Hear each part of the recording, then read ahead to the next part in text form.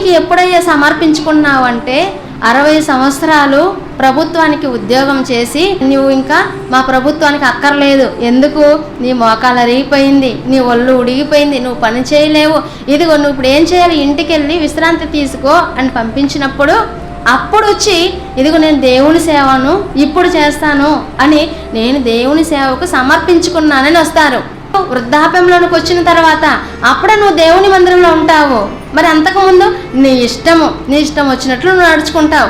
అందుకే ఇక్కడ దావీదు గారు ఒక రాజుగా ఉన్నాడంటే వారు ఏమని చెబుతున్నారంటే, ఇదిగో నేను ఎలా ఉన్నానంటే నేను దేవుని ఒక వరం అడిగాను, దాన్ని నేను వెతుకుచున్నాను, యెహోవా ప్రసన్నతను చూచుటకు ఆయన ఆలయంలో ధ్యానించుటకును నా జీవిత కాలం అంతా నేను యెహోవా మందిరంలో నివసింపగోరుచున్నాను. నా జీవిత కాలం అంతా కూడా నేను దేవుని మందిరంలో నివసించాలని అనుకుంటున్నానని ఒక రాజుగారు చెప్తున్నారండి.